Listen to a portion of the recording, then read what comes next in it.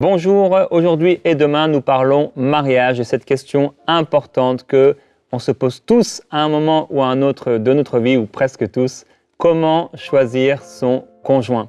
Et bien sûr parce qu'on est enfant de Dieu, on veut être agréable au Seigneur et on veut être dirigé par le Saint-Esprit, on ne veut pas se tromper et on veut choisir la bonne personne. Alors aujourd'hui, le pasteur Marcelo va nous aider à répondre à cette question, que ce soit des conseils que vous pouvez recevoir dans votre cœur avec un cœur docile pour entendre et recevoir les instructions de Dieu. Comment choisir son conjoint? Marcelo, je te laisse la parole. Merci beaucoup, Jérémie. Seigneur Dieu de gloire, donne-nous ta sagesse, ton intelligence, afin de diriger plusieurs célibataires, hommes et femmes qui nous suivent de par le monde entier. Je prie, Père éternel, qu'ils soient guidés, canalisés vers l'homme de leur vie, la femme de leur vie, parce que nous croyons, Père, que l'homme de la destinée existe, la femme de la destinée existe. Saint-Esprit, guide-nous au nom de Jésus-Christ. Amen. Shalom à tous les célibataires dans le monde entier, que Dieu vous bénisse abondamment. J'aurais aimé qu'on me dise ce que je veux te dire quand j'étais célibataire, mais Dieu nous a fait grâce, nous sommes allés le chercher dans des livres et dans la prière. Il y a tellement de choses à dire au sujet du choix du conjoint, mais je vais aborder quelque chose dont on parle rarement, que j'ai découvert par la grâce de Dieu et j'espère que cela va te bénir. Nous lisons Genèse 24, versets 1 à 12. C'est le chapitre dédié à un mariage. Lorsque tu veux comprendre le mariage selon Dieu, lis tout le chapitre de Genèse 24 qui parle du mariage d'Abraham, plutôt d'Isaac et de Rebecca. Abraham était vieux, avancé à Genèse 24, 1. Abraham était vieux, avancé en âge, et l'Éternel avait béni Abraham en toutes choses. Abraham dit à son serviteur le plus ancien de sa maison, l'intendant de tous ses biens, « Mais je te prie, ta main sous ma cuisse. » Le mariage est une chose sérieuse. On ne se marie pas pour faire des belles photos, on ne se marie pas pour avoir le plus beau mariage sur Instagram, on ne se marie pas parce que l'autre s'est marié, c'est sérieux. C'est pourquoi Abraham, lorsqu'il a pensé au mariage de son fils, il a choisi son serviteur le plus sage, le plus mature pour aller choisir la femme de son fils Isaac, et cela était accompagné d'un serment. « Et je te ferai jurer par l'Éternel, le Dieu du ciel, et le Dieu de la terre, de ne pas prendre pour mon fils une femme parmi les filles des Cananéennes et au milieu desquelles j'habite. » Il ne faut pas se marier aux païens. Un chrétien n'épouse pas un païen. Il ne faut pas choisir parmi les inconvertis. La Bible dit, ne vous mettez pas avec les infidèles sous un joug étranger. Les chrétiens se marient entre eux. C'est pourquoi même en Israël, il était interdit aux Juifs d'épouser les Cananéens, d'épouser les Jébusiens. Non pas que Dieu ne les aimait pas, mais c'était pour que son peuple ne soit pas perverti par l'idolâtrie. Parce que dans le mariage, nous apportons nos croyances, nous apportons nos doctrines. Et lorsque tu crois en Jésus-Christ, tu dois épouser quelqu'un qui croit également en Jésus-Christ. Les chrétiens se marient entre eux. Je vais même plus loin. Les spirituels se marient entre eux. Je dis que les charnels se marient entre eux et les spirituels entre eux. Un aigle ne peut pas épouser un poussin. Où est-ce qu'ils vivront?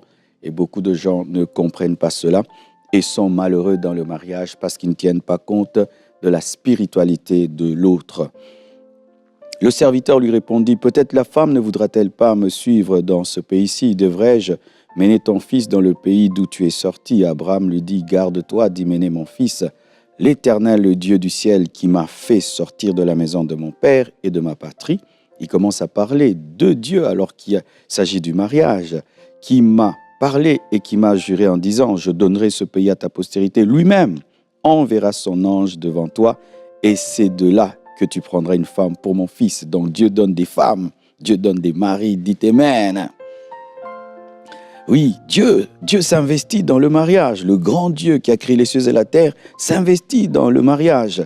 Abraham lui dit, « Garde-toi d'y mener mon fils. L'Éternel, le Dieu du ciel, mais va donner une femme. Même s'il est le grand Dieu, il s'occupe de nos besoins. J'ai besoin d'une femme, j'ai besoin d'un mari. Même s'il peut gérer le ciel et la terre, il peut s'occuper de ce choix que tu dois faire. » Maintenant, écoutez, le serviteur mit sa main sous la cuisse d'Abraham, son Seigneur, et lui jura d'observer ces choses. Et au verset 12, et il dit, « Éternel Dieu de mon Seigneur Abraham, fais-moi, je te prie, rencontrer aujourd'hui ce que je désire et use de bonté envers mon Seigneur Abraham. » Nous voyons un serviteur qui prie. Ce n'était pas son mariage, c'était le mariage d'Isaac, mais il s'est substitué à Isaac quand il a fait cette prière. Il a prié sérieusement. Si tu veux choisir, tu dois prier. Et pas seulement prier. Très sérieusement. Vous savez, je me suis marié à l'âge de 30 ans. Et je voulais me marier plus tôt. Et je le dis dans mes vidéos, si vous suivez mes vidéos, j'ai tâtonné 14 fois. Jérémie, il ne faut pas te moquer de moi. 14 fois. Alors, j'ai dit, mais comment j'arrive pas à me marier? Comment j'arrive pas à trouver?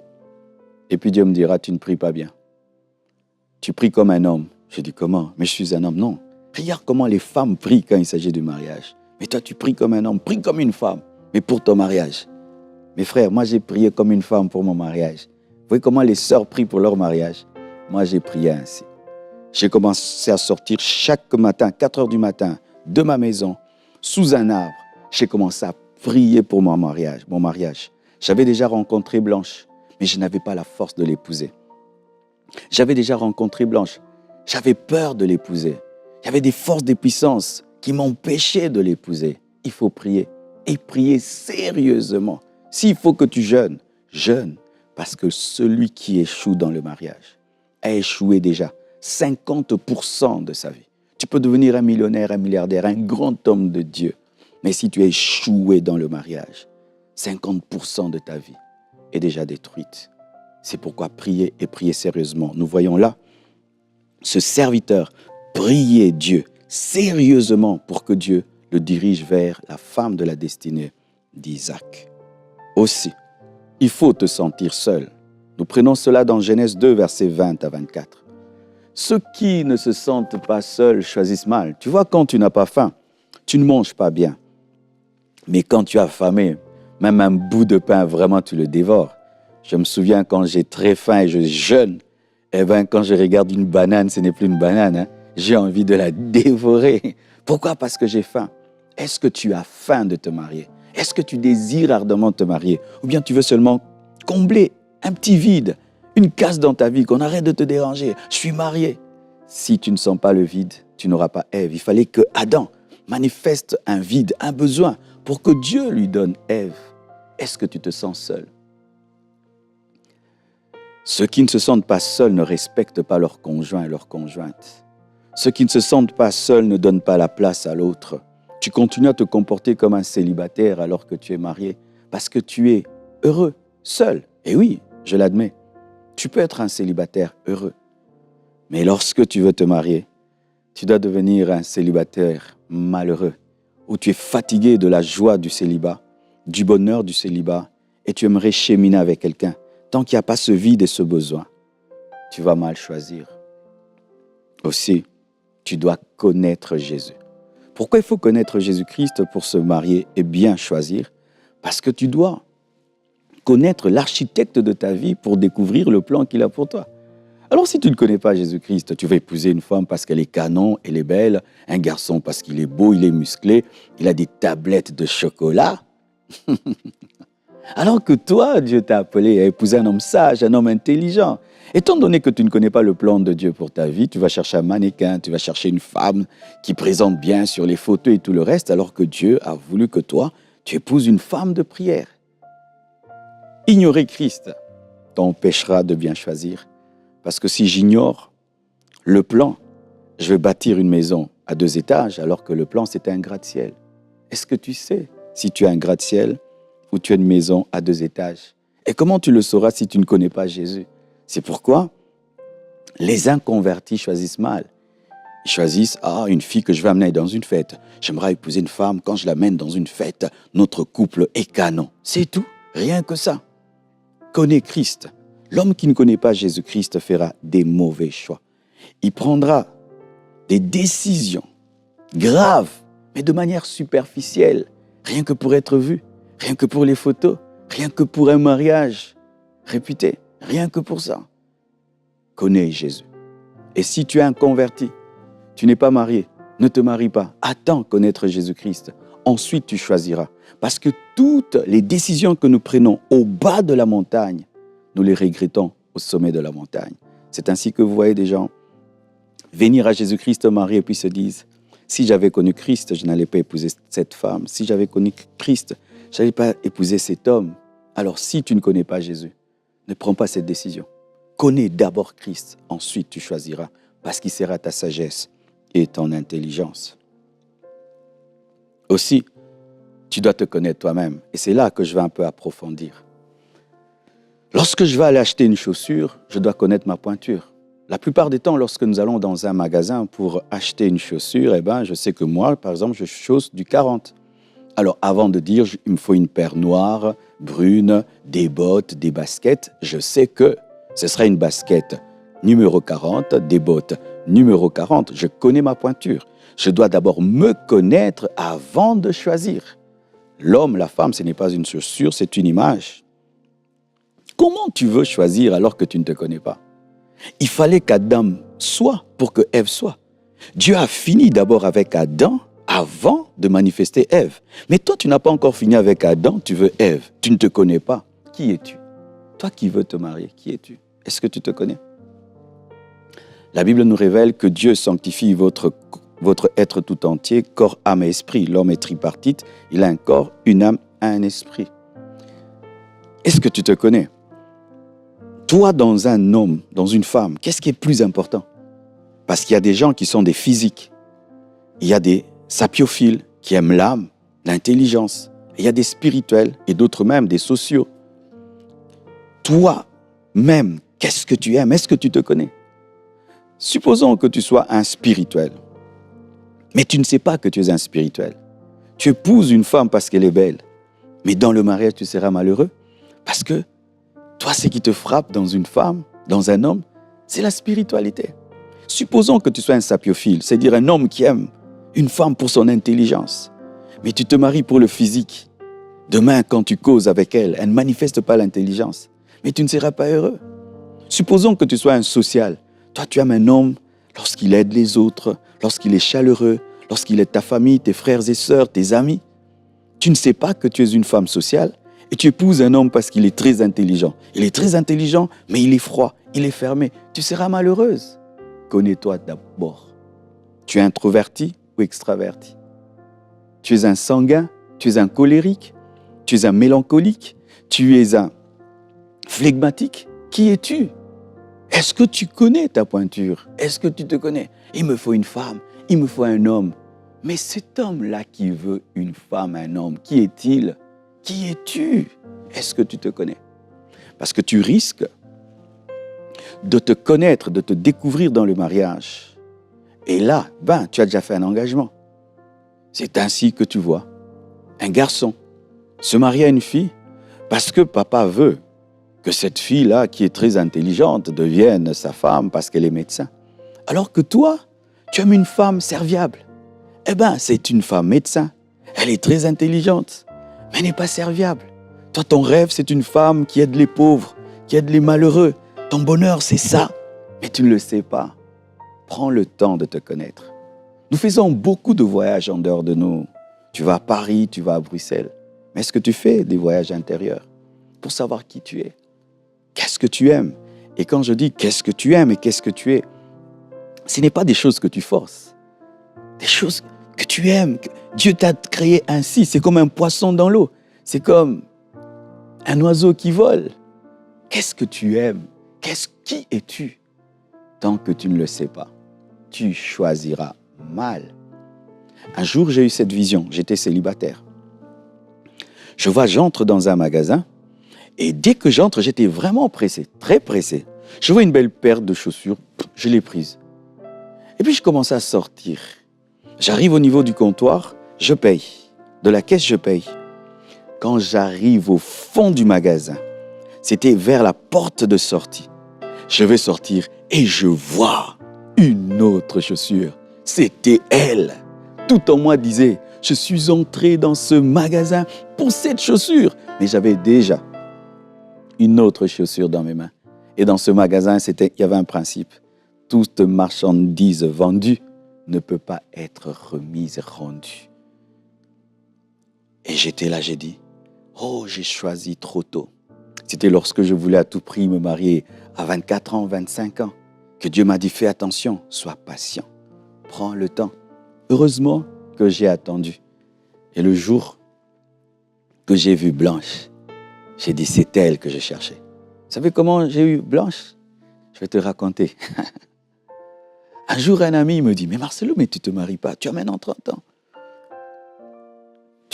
Non, ce n'était pas 30 ans, je crois, j'avais déjà 25 ans. Tu ne te maries pas. J'ai dit, mais l'église est là, mais je n'arrive pas à me marier. Est-ce que tu as déjà prié Dieu? Et pour lui dire vraiment qui tu veux. Et j'ai fait cette prière. Je fais la prière mercredi. Jeudi, je vais au bureau. La fille qui entre, c'est la fille que j'avais vue quand je priais. Quand elle est venue, mon esprit m'a dit, la voilà. Mais je vous assure, pour que j'arrive à l'épouser, un combat intense a eu lieu, de sorte que j'ai épousé Blanche 5 ans après. 5 ans après. Bien-aimé, ne jouez pas avec le mariage. Satan ne te laissera pas épouser l'homme de ta vie, la femme de ta vie. Mais une chose t'aidera. Lorsque tu connais Dieu et tu te connais toi-même, tu pourras élaguer. Tu pourras dire, c'est pas elle, c'est pas lui. Et un conseil que je te donne, ne te trompe jamais toi-même et ne trompe pas ton cœur. Parce que le cœur te dira toujours que tu as mal choisi quand tu es un chrétien rempli de l'esprit. C'est pourquoi ne prenez jamais des grandes décisions sans la paix de Dieu. Parce que la paix de Dieu est un témoignage spirituel qui te dit que Dieu est avec toi. J'ai vu des gens venir me voir au bureau avant de se marier. Tu vois qu'ils tremblent. Ils ont le visage du divorce, mais ils veulent se marier. Et puis tu te poses la question, tu veux vraiment l'épouser? Pasteur, je l'épouse. Mais frère, tu ne vas pas en guerre. Hein? Tu as un visage malheureux. Vous vous chamaillez même avant d'entrer dans le bureau du pasteur. Mais vous vous mariez malgré ça. Alors qu'au-dedans de vous, vous ressentez que vous avez peur. Comment tu peux te marier, tu as peur? Comment tu peux te marier, tu trembles, tu n'as pas de joie? Lorsqu'on a trouvé, on est heureux. On aimerait vite habiter avec cet homme, avec cette femme. Mais toi, tu t'avances devant l'estrade en paniquant, en ayant peur. Certains, ils entrent même dans l'église, tu vois son visage. C'est comme si c'était un condamné à mort. Mais pourquoi tu continues? Tu n'as pas trouvé. Tu n'as pas trouvé. Est-ce que tu te connais? Est-ce que tu te connais? Est-ce que tu sais ce que tu apprécies vraiment dans un homme et dans une femme? Alors prends le temps de prier et de t'étudier devant la parole de Dieu et dire à Dieu, Seigneur, tu m'as envoyé sur cette terre et tu m'as appelé à me marier, mais qui peut vraiment m'aider à accomplir cette mission? Lorsque tu lis la parole de Dieu, lorsque Dieu a créé Adam et il a créé des animaux, il a commencé à donner des noms. Mais la Bible dit qu'il n'a pas trouvé quelqu'un qui lui était semblable. Il n'a pas trouvé de vis-à-vis, il n'a pas trouvé de face-à-face. Tu n'atteindras pas le face-à-face et le vis-à-vis avec toute femme, avec tout homme. On n'atteint pas ça avec tout le monde. Même sur cette terre, on a combien d'amis? Mais toi, tu prends seulement. Non, c'est un miracle. C'est un miracle de trouver l'homme de sa vie, la femme de sa vie. Oui, c'est un miracle. Sur cette terre, il y a 8 milliards d'hommes. Et parmi ces hommes, tu dois trouver la personne, l'homme, la femme. Mais c'est un miracle. Mais tu le prends à la légère. C'est pourquoi il y a tellement de divorces aujourd'hui. Parce que les hommes n'ont pas trouvé. Si je chausse du 40, mais j'ai une chaussure 38, eh ben je vous assure, après 5 minutes, je vais dire que Dieu vous bénisse. Soyez bénis parce que je n'arrive pas à continuer. Et lorsque tu te maries à quelqu'un qu'il ne te faut pas, c'est comme si tu as chaussé du 38 alors que tu chausses du 40. Tu auras mal. Tout le monde va dire belle chaussure, mais toi dedans, tu souffres. C'est comme ça qu'on va visiter certains couples. Tu dis, waouh, j'aimerais qu'ils soient mes parents, et ils s'aiment bien. Mais au-dedans, ils souffrent parce que ce n'est pas sa pointure. Et quand tu chausses du 40 et tu choisis du 50, tu vois, tu ressembles à un clown. Les gens te regardent et ils voient que tu souffres parce que tu n'as pas trouvé. Avant de trouver, il faut se trouver. Avant de rencontrer, il faut se rencontrer soi-même. Mais pourquoi l'homme moderne aujourd'hui n'arrive pas à se découvrir, à se connaître? Nous sommes tout le temps enveloppés d'informations. Tout le temps, l'Internet, la télévision, des nouvelles, des vidéos, des nouvelles. Alors, tu connais, tu maîtrises la vie des autres. Tu maîtrises la vie de ton voisin. Tu maîtrises ce que l'autre fait. Mais tu es tellement concentré sur les autres que tu n'as pas le temps de te concentrer sur toi-même pour savoir qui tu es, comment Dieu t'a-t-il créé. Dernièrement, je cause avec une fille. C'est une fille qui ne parle pas. Et puis je lui ai dit, tu sais que toi, tu dois épouser un homme qui parle beaucoup. Elle dit, oui, pasteur. Moi, un homme qui ne parle pas beaucoup, je ne peux pas l'épouser. Pourquoi? Parce que il faut qu'il parle à ma place. Au moins, elle connaît ça. Elle sait qu'elle, il faut qu'elle épouse quelqu'un qui doit parler beaucoup. Pourquoi elle sait qu'elle doit épouser quelqu'un qui parle beaucoup? C'est parce qu'elle sait qu'elle n'a pas cette grâce de beaucoup parler. Cherche à te connaître. Et c'est Dieu qui te connaît. Va auprès de lui et dis-lui, Seigneur, qui suis-je? Et il te révélera qui tu es. Et ensuite, il te révélera qu'il te faut. Il faut d'abord Adam, ensuite il faut Ève. Que Dieu vous bénisse abondamment. Merci. Amen. Merci beaucoup pour ces instructions. En introduction, j'étais étonné de vous encourager à avoir un cœur docile. Et je comprends pourquoi. Parce que certains d'entre vous, ça vient travailler des choses à l'intérieur et peut-être des instructions qui sont différentes de tout ce que vous avez pu entendre. Et loué soit le Seigneur des instructions qui sont sages et qui nous permettent de faire les bons choix et de nous écarter des mauvais choix. Et une chose importante, c'est vraiment cette paix. Terriblement, en effet, j'ai aimé l'expression ils ont le visage du divorce. Oui. Et ne faites pas ça. Yes. Vraiment, ne faites pas ça. Ne faites pas ça. Je vous en supplie, vous allez souffrir.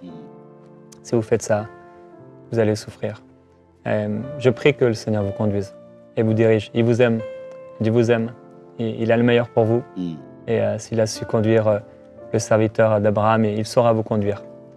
Père, nous voulons te remercier pour ta parole et pour ces conseils avisés. La parole nous montre qu'un conseil avisé, ça vaut bien plus que beaucoup.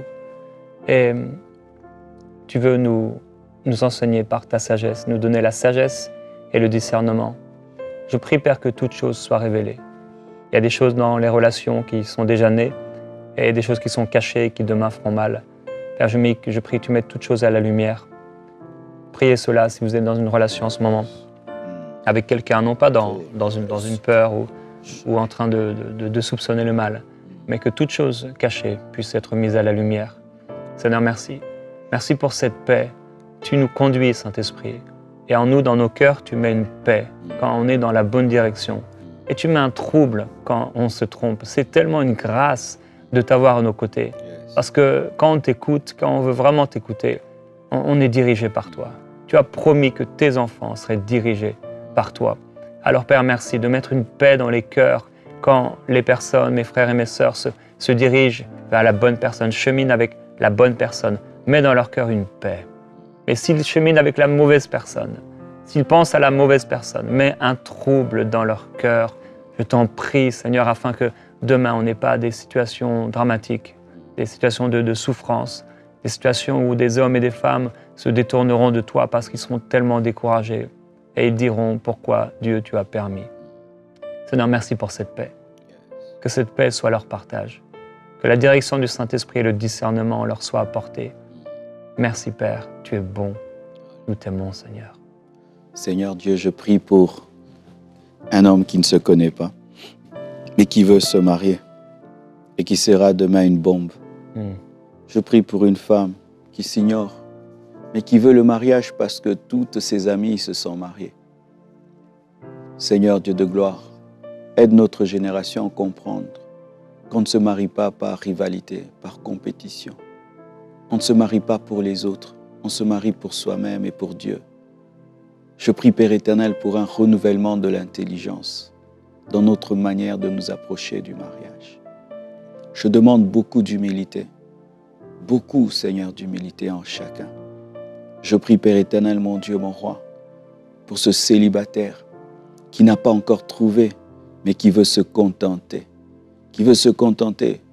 de cette fille, alors qu'il sait que ce n'est pas elle. Je prie, Père éternel, que tu le libères de tout esprit de contentement, parce que je crois que si tu l'as créé, tu as aussi créé Ève pour lui. Père Tout-Puissant, je chasse au nom de Jésus-Christ les forces de ténèbres qui poussent les fiancés à tomber dans l'impudicité, afin de déclencher l'amour. Oh Dieu, mon frère, sache que l'impudicité ne fera pas grandir l'amour, mais va déclencher l'aversion. Lorsque Amnon a connu Tamar, il a haï davantage. Fais très attention.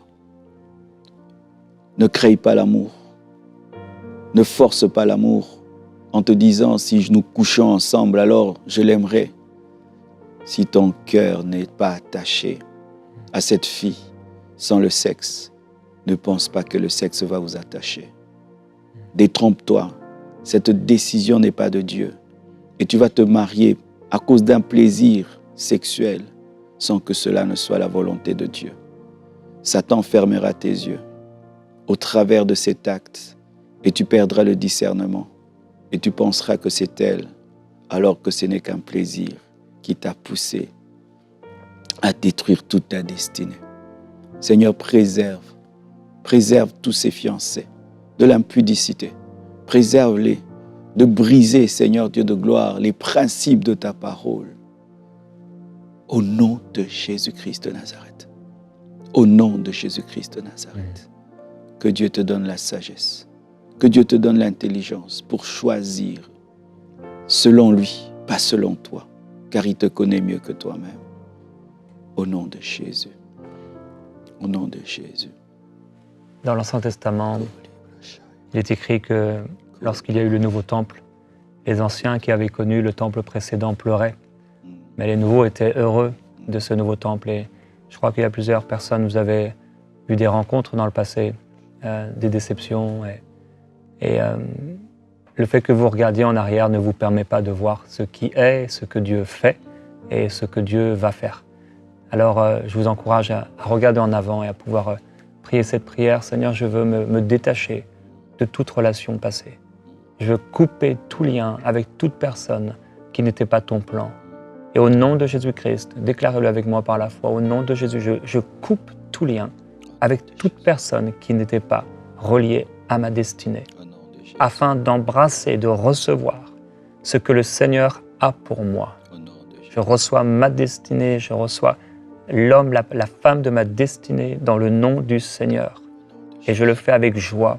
J'accepte de renoncer à cette personne qui n'était pas selon le plan de Dieu. J'accepte de renoncer à cette relation qui s'est mal passée, qui a mal terminé. J'aurais peut-être voulu qu'elle continue. Mais Seigneur, j'accepte ton plan et j'accepte ce qui s'est passé. Merci Seigneur Jésus pour la page nouvelle que tu écris à ma place. Amen.